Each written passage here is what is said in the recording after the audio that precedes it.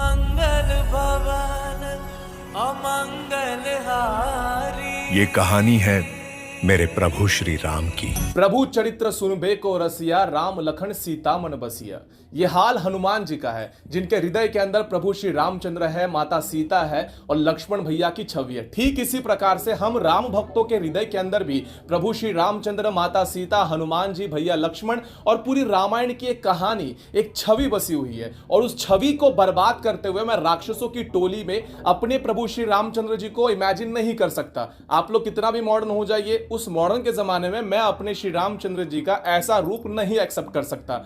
तो जैसे ही आदि पुरुष का ट्रेलर आया, जो पहले लोग इसको क्रिटिसाइज कर रहे थे, अचानक से इतना पॉजिटिव रिस्पांस क्यों देने लगे हैं मुझे पता नहीं है। तो मैंने अब तक ये ट्रेलर नहीं देखा, एक बार देखा है, और अब जो मैं देखने वाला हूं वो इसलिए देखूंगा ताकि आप लोगों को ढंग से दिखा सकूं कि एग्जैक्टली इस ट्रेलर में क्या खामियां हैं, क्या गलती है और क्यों मैं आदि पुरुष के विषय में ज्यादा पॉजिटिव नहीं हूं। तो चलिए मेरे साथ आप लोग ट्रेलर का आनंद लीजिए। आदि पुरुष का पूरा ट्रेलर देखने के बाद एक ही चीज कह सकते हैं कि इस मूवी को मैं तो देखने बिल्कुल नहीं जा रहा। अब आप लोग को बुरा लगे या फिर अच्छा लगे, मुझे कोई फर्क नहीं पड़ता, क्योंकि ये कोई पेड रिव्यू नहीं है। और इस मूवी के अंदर जो दिखाने वाले हैं वो क्या दिखा रहे हैं, तो रामायण को दिखा रहे हैं। रामायण की एक छवि है जो पहले से ही मेरे मन के अंदर है, जो कि 20 साल पहले की है, 25 साल पहले की है। तो कुछ लोग कहेंगे कि वो पहले बनता था, अब मॉडर्न जमाना है। मैं भी तो वही कह रहा हूं कि वो पहले बन चुका है, अब मॉडर्न जमाना है। यानी कि आज 25 साल बाद अगर आप लोग उससे भी खराब बना रहे हो, इसका मतलब है कि कहीं ना कहीं दोष आप में ही है। सिर्फ पैसा फूंक देने से रामायण का चरित्र नहीं खड़ा हो जाता।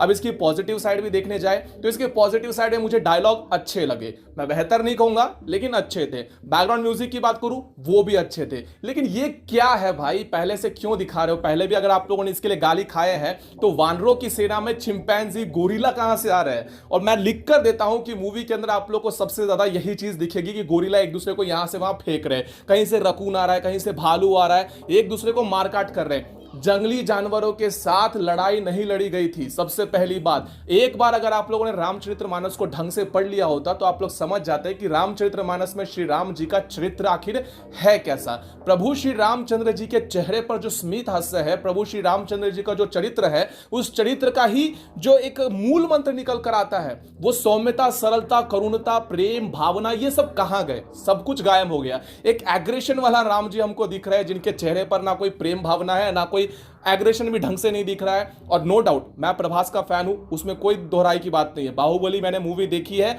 और इस ट्रेलर को देखने के बाद मुझे यही लगा कि बाहुबली 3 का ट्रेलर आ गया है, क्योंकि वही सेम डायलॉग दिए जा रहे हैं, वही सेम मोटिवेशनल स्पीच दिए जा रहे हैं। लड़ना है तो लड़ो, मारना है तो मारो, कटना है तो कटो।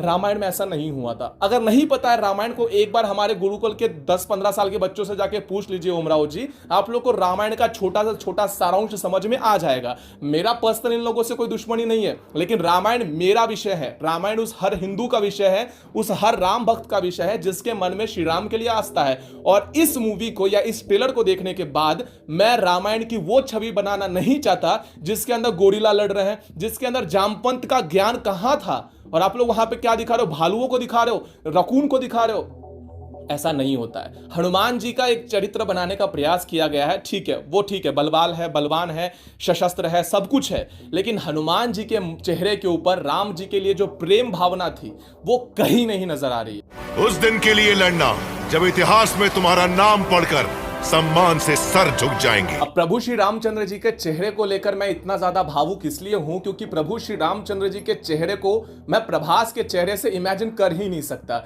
ये कैसी शक्ल है? मतलब मैं उसे नहीं कह रहा, बल्कि प्रभु श्री रामचंद्र जी को लेकर ये बात कह रहा हूं। आप लोग को नहीं पता है तो आप लोग को बता दो कि आज के पृथ्वी तलाव पर जितने भी लड़कियां हैं, विश्व सुंदरी हो या फिर मिस यूनिवर्स हो, कुछ भी हो, उनकी सारी सुंदरता स्वर्ग की अप्सराएं की सुंदरता के सामने शून्य है। उन सारी स्वर्ग की अप्सराओं की सुंदरता को एकत्रित कर दिया जाए, लाखों लड़कियों को अगर अप्सराओं को एकत्रित कर दिया जाए तो वो सुंदरता बनती है कामदेव की। और कामदेव इतने ज्यादा सुंदर है कि उनकी सुंदरता को मैं शब्दों में वर्णन नहीं कर सकता। और स्वयं कामदेव भी प्रभु श्री रामचंद्र जी के मनमोहक चेहरे को देखकर, उनके रूप को देखकर ईर्षित हो जाते थे। आप अब स्वयं विचार करिए, क्या आपको इस ट्रेलर के माध्यम से प्रभु श्री रामचंद्र जी का 1% भी फील आया? प्रभास के फैंस अगर नीचे आकर मुझे कुछ बोलेंगे तो मुझे उससे फर्क नहीं पड़ता है, क्योंकि यहां पर बात प्रभास की नहीं है और ना ही गलती प्रभास की है। यहां पर सरासर गलती अगर किसी की होती है तो वो कास्टिंग लोगों की होती है। जरूरी नहीं कि बड़ा बजट लेकर बनाया जाए। आप लोगों ने स्टार प्लस पर महाभारत देखी होगी, अच्छा खासा बजट था, कास्टिंग भी A1 था, वहां से भगवान का एक जो फील था वो आ रहा था। अब प्रभु श्री रामचंद्र जी की बात तो हो गई कि प्रभु श्री रामचंद्र जी का कैरेक्टर 1% भी मैच नहीं कर रहा है। अब बात करते हैं माता सीता की।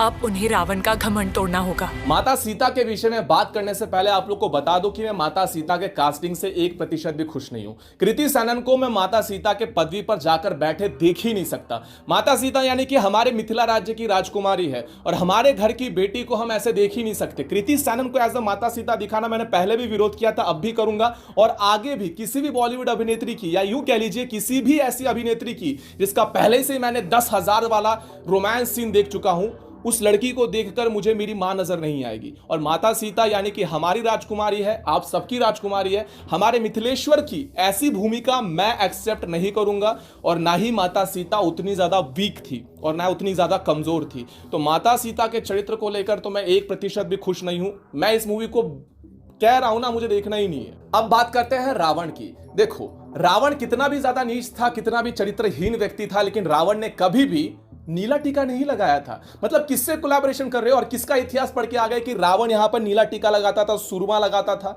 ये अभी भी दिख रहा है। मतलब आप लोग रावण के चेहरे को कितना भी छुपाने का प्रयास करो, मुझे पता है कि उसकी हेयर स्टाइल मेरे जैसे ही होगी, मैंने भी आज ही कटवाया है, लेकिन रावण वैसा नहीं था मेरे बाप। एक बार थोड़ा सा तो पढ़ाई वढ़ाई कर लिया होता। मैंने तो अब तक सिर्फ और सिर्फ प्रभु श्री रामचंद्र जी के चेहरे के बारे में बात किया है। मैंने केवल माता सीता के चरित्र को लेकर बात किया है, मैंने रावण को लेकर बात किया है। ये 3 ही रामायण नहीं है। आप लोग अगर देखने जाओ तो प्रभु श्री रामचंद्र जी के हर समीप रहने वाले हर एक व्यक्ति का अपना एक इतिहास है, अपनी एक आइडेंटिटी है। आप लोगों ने जामवंत जी को दिखाया ही नहीं है। मेरे पीछे मतलब सेना जो चल रही है राम सेतु के पास, वहां पर मुझे दिख रहे हैं गोरिल्ला। ध्यान से देख रहे हो ना, गोरिल्ला चल रहे हैं। मतलब ना सुग्रीव दिख रहा है, ना अंगद दिख रहे हैं, ना नील दिख रहा है, ना नल दिख रहा है, कोई नहीं दिख रहा। दिख रहा है कौन है? तो मुझे हर जगह गोरिल्ला दिख रहा है। एक एक कैरेक्टर बहुत महत्वपूर्ण है।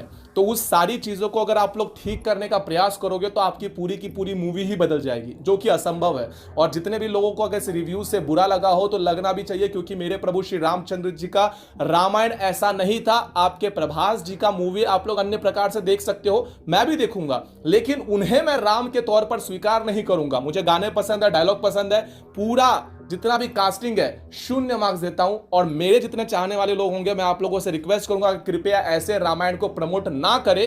देखने की कोई आवश्यकता नहीं है, कोई देखने वाला नहीं है, क्योंकि मेरे लिए रामानंद सागर जी के हर एक डायलॉग में ही श्री रामचंद्र जी का चरित्र है। अरुण गोविल ही आज के ज़माने में भी हम लोगों को श्री राम दिखते हैं और वही हमारे लिए एक कैरेक्टर बन चुके हैं। और उसके आगे जाना एक सच में चैलेंजिंग का टॉपिक है। तो आप लोग जा सको तो बहुत ही खूब, हमें एक और भाव उत्पन्न हो जाएगा। लेकिन पूरे ट्रेलर को देखने के बाद कहीं पर भी मुझे 1% भी इमोशनल फील नहीं हुआ। और सबसे इंपॉर्टेंट चीज़, राम जी का और हनुमान जी का मिलन हुआ तो मेरे आंख से अश्रु निकले ही नहीं। और जाहिर सी बात है, जब हम पढ़ते हैं तब वो पढ़ते पढ़ते ही अश्रुधाराएं निकलने लग जाती है। तो ये कोई पेड रिव्यू नहीं था, ये एक ऑनेस्ट रिव्यू था, एक राम भक्त का, एक हनुमान भक्त का, मेरी सीता माता के भक्त का, उनके पुत्र का। तो अगर आप लोग को ये वीडियो पसंद आता है तो इसे आगे शेयर करें, और ना पसंद आए तो भाई आप लोग अपना देख लो। तो मिलते हैं अगले वीडियो के अंदर, तब तक के लिए सनातनियों, केवल रामायण को पढ़कर रामायण समझिए। जय सनातन।